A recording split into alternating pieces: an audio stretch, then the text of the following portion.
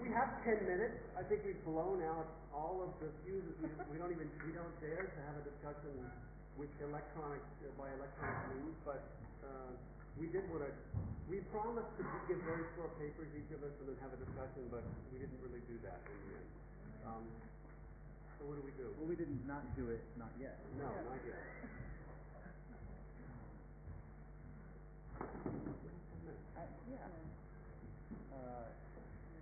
In favor of truthiness. Be truthy, Bob. No, I think the landscape of commonality is interesting, and at this point it's probably not useful to rehearse it, because actually, if in fact what I said earlier is true, that we don't care about the critical, but they care about us, we might as well have our own discussion about our variations on the projective and leave them to that.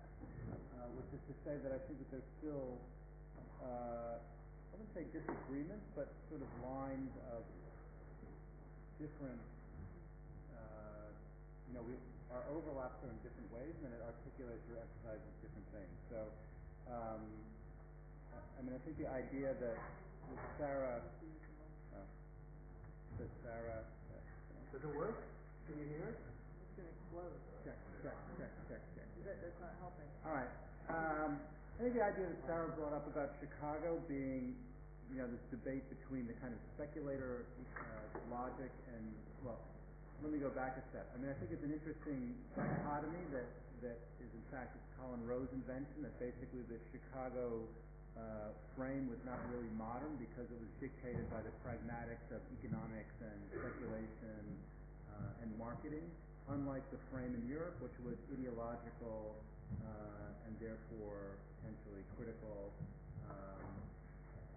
I think that all of us, or I think the three of us at least, want to undo that opposition between the speculative as a speculator and the speculative as a form of theoretical or intellectual activity.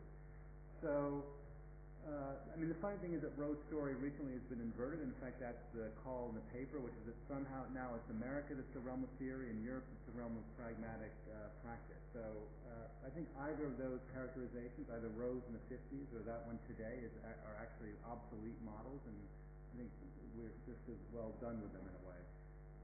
Nonetheless, I think that there's I guess one of the differences is, I guess I want to ask Sarah about artichokes. Because I don't really like artichokes, no, I know. But they're spiky, they look difficult, they're complicated. I could imagine them blown up in some Central American jungle somewhere. There's nothing I like about the artichoke project. Which to me suggests a project of complexity. I can't believe you used an artichoke.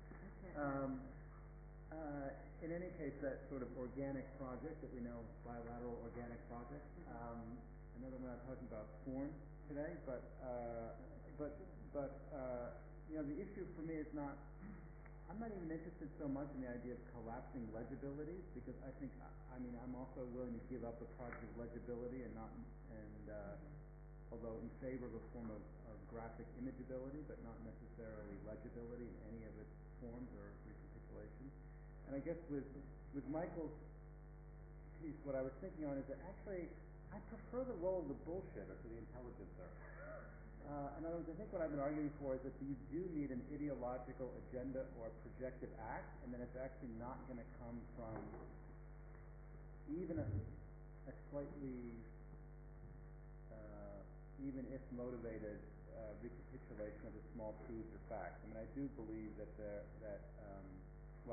projective to me does require that form of ideological projection, and I think that, I guess what worries me about the formations of rapid prototyping, for example, as it's been formulated, has been a kind of fetishization of technique, and how is it possible to overcome that kind of fetishization of technique, and I don't think it's possible without the sort of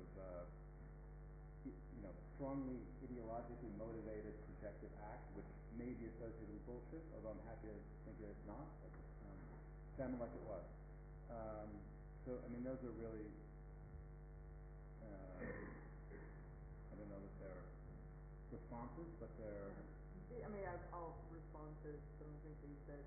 In terms of the artichoke, I actually do think that the point is, in fact, that, and this is maybe where we differ on the issue of the simple or the easy, that I think that where one thing I'm interested in is something that can be direct, and I do think artichoke, despite maybe a first appearance of, maybe that goes into your sort of wild hunt, but they are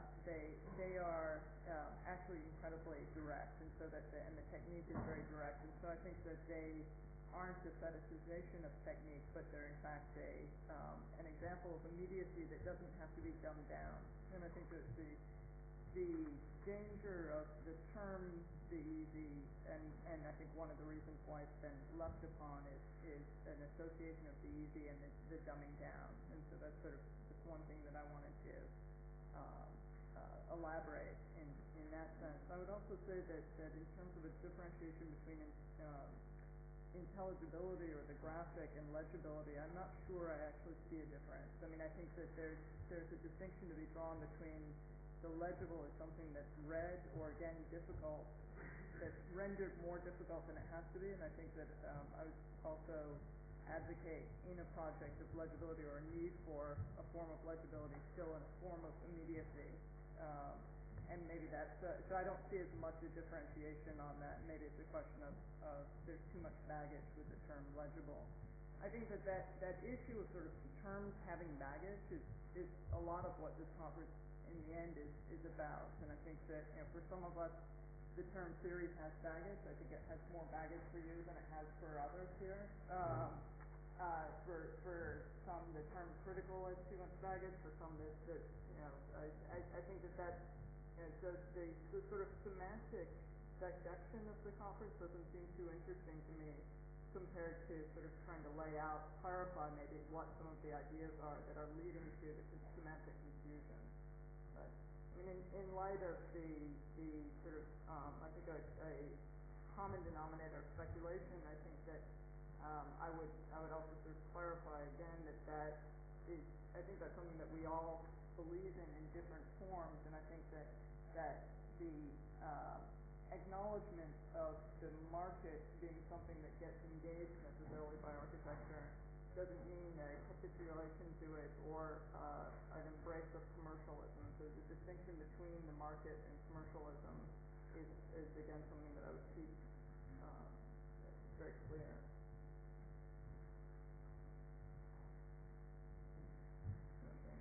I don't dare say anything else. The whole building may come to life. I think it's noon anyway, so should we be done? Let's be done. I thought yes. Are there any questions? It's your conference. Before you do you have any mic?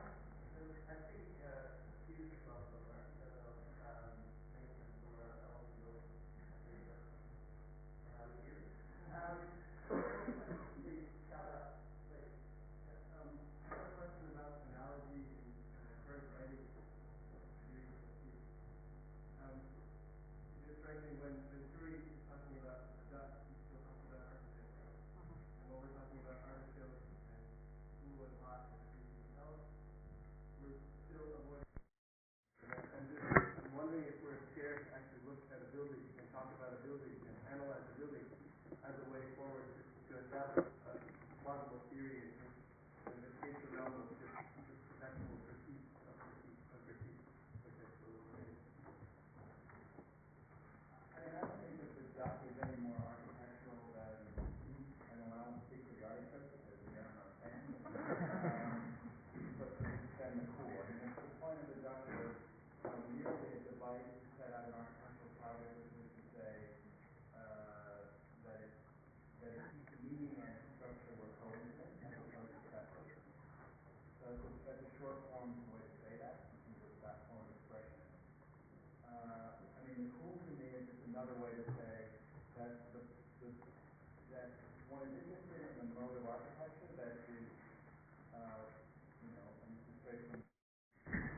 high anticipation and low resolution, as opposed to what I would call a difficult hot architecture, which is actually high in resolution and low in participation. In other words, it's highly specific and articulated about how it expresses its complex generation, but in fact forecloses therefore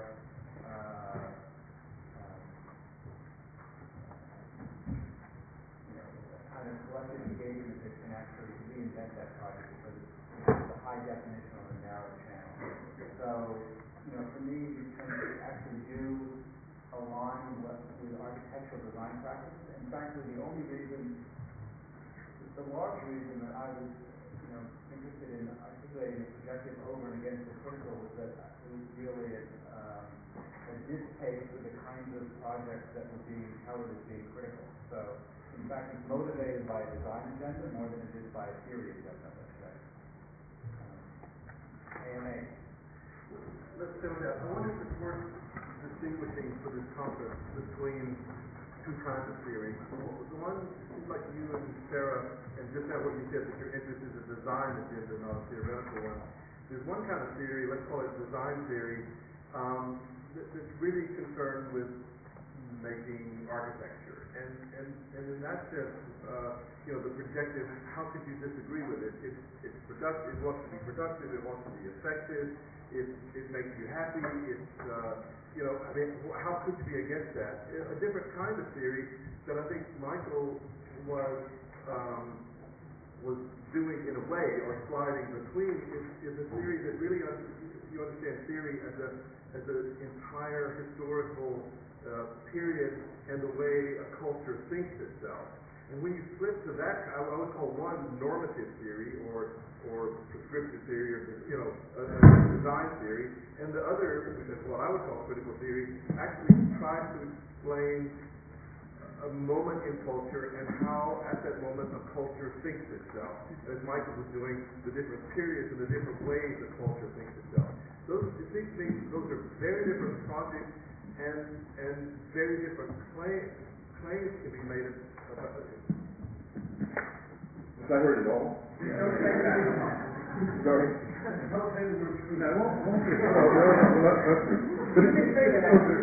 Those are very different claims made about theory, and I think unless we distinguish those at this conference, we're going to get really confused. I think most people are talking about design theory, and if we're talking about design theory, I got no problem with anything that was said. If we're making a claim about a larger cultural theory, I have huge problems, and I just think we need to distinguish early on and try to hold that distinction on the conference.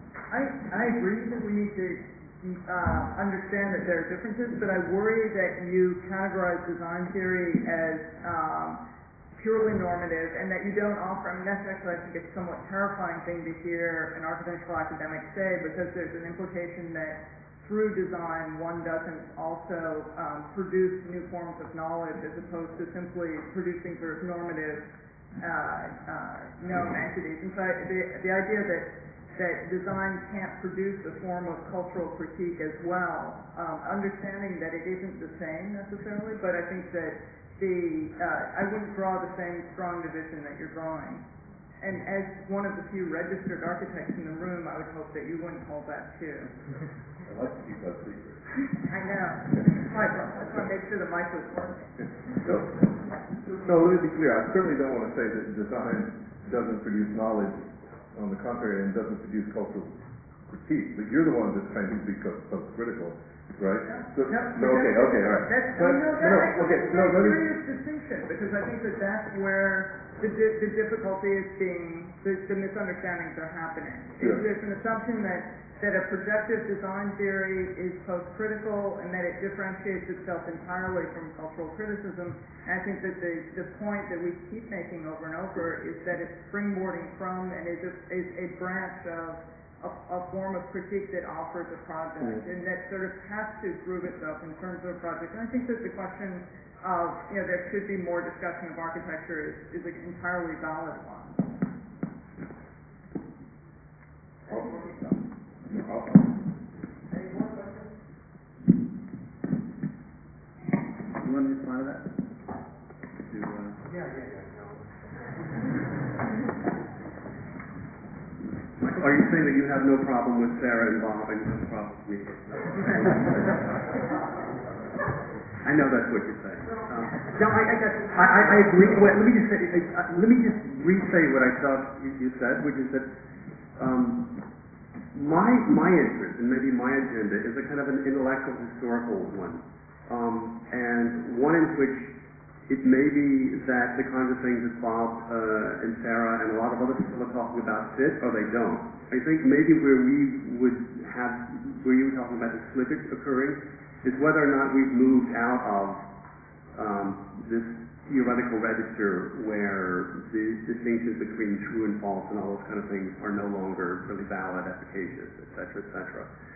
I mean, I've had discussions and even debates with you and a couple of other people around this idea, but for me it's really not so much about, let me say it like this, I think Bob and Sarah are taking a position on new models of practice. I hope, whether I am or not, I'm not sure, but I think I'm much more interested in looking at those attempts to stake out new territory as part of an intellectual historical project and not so much about an ideological position. That's why I would disagree. That's why, for example, I would be much more inclined to side on the intelligentsia side than on the bullshitter side, because the bullshitter still holds out the possibility that there's an agenda that can, through obfuscation, can nonetheless continue. I'm not really advocating an agenda. I think these guys are advocating an agenda of a kind, and that's why the distinction that Sarah just made between the projected and the post-critical is so important. But that's really not. I don't think that's where my interest is so much. And I guess.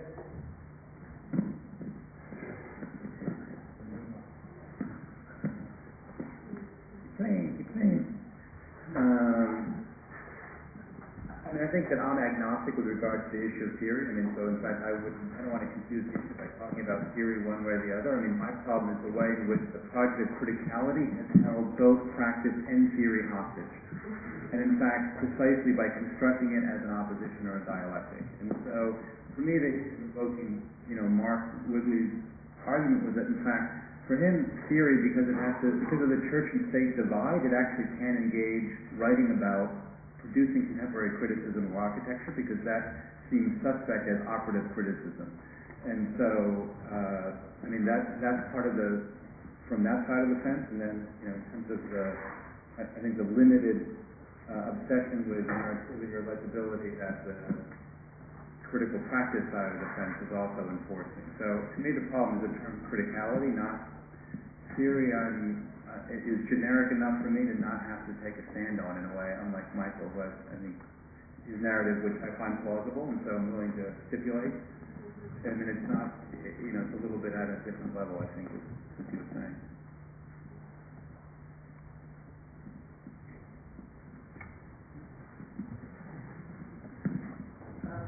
Any other questions?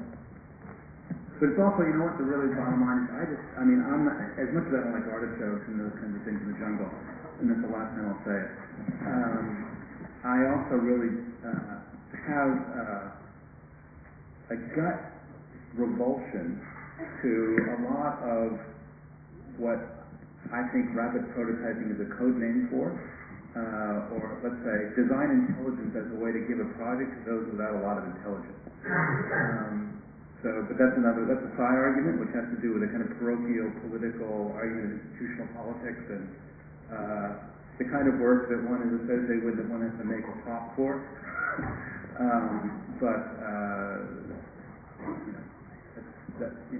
That's what I mean, that we have to be motivated by what's sticking in our craw, what we like, what we don't like, what we want to see more of, what we want to see less of. To me, without that, no point.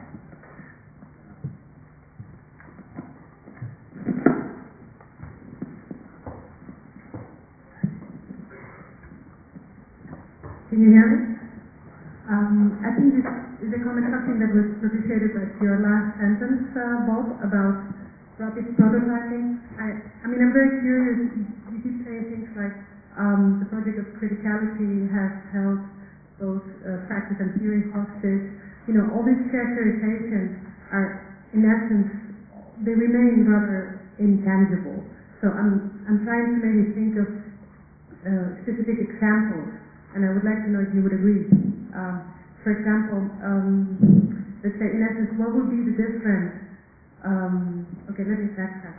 In the past couple of years at TU Delft, we had actually the benefit of listening to Preston Harris on 2 occasions, I believe, and what actually captured me about his point of view was that he was characterizing theory in the architectural scene as a form of ornament.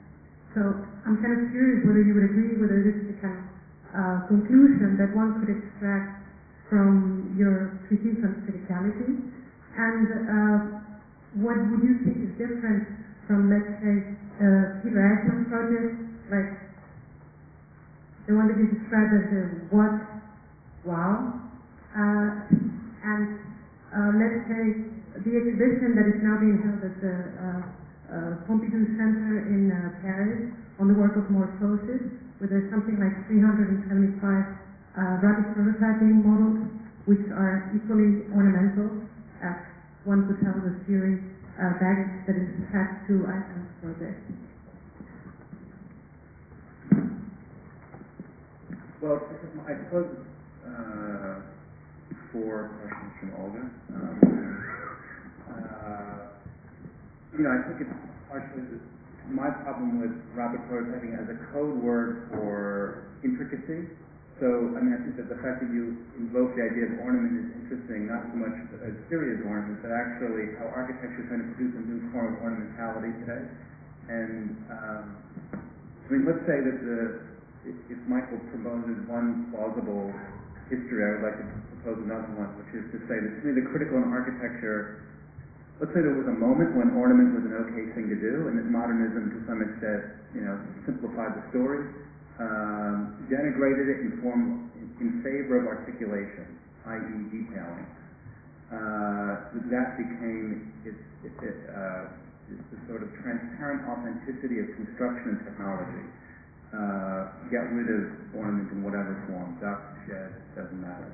But basically the postmodern problem then is how do we get back the expressive aspect of architecture, because that's what's necessary apparently for its critical formulation.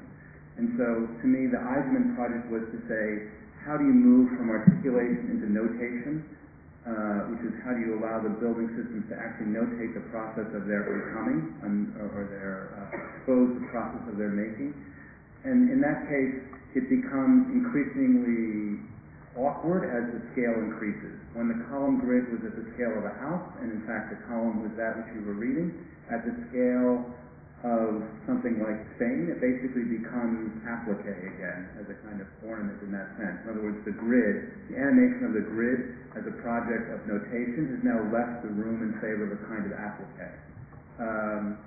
I think that the advance on that by the people that I call rapid prototypers, and that may be a difference, is that, or let's say, non-standardization, I suppose, is another variation.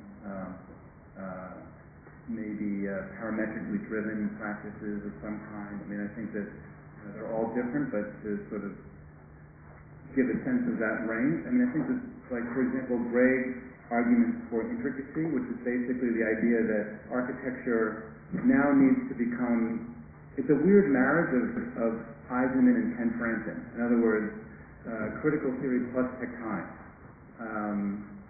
or notation plus tectonics. In other words, the difference between sculpture and architecture is in part-to-whole relationships, which are now regulated at the assembly level, and that, in a sense, that's where ornament gets reasserted, is in actually the building system. So it is this kind of weird juxtaposition. And I suppose to that extent, to me, the intricate project is an extension by other means of the critical project of legibility, which only suggests why, to me, it's not sufficiently projective, and why, to me, rapid prototyping in and of itself is not the answer. In fact, not only is it not literally, it's obviously just a fact, either it's just a fact of life and therefore it doesn't matter, or it's been subverted as a project of legibility by kind of indexical procedures, and therefore, to me, to the extent that rapid prototyping has a project, it's still a critical project. Okay, thank you. I think we're gonna continue this conference at 1 o'clock in the afternoon. Just What time? 1 o'clock. Okay. So that's less than an hour. So be quick.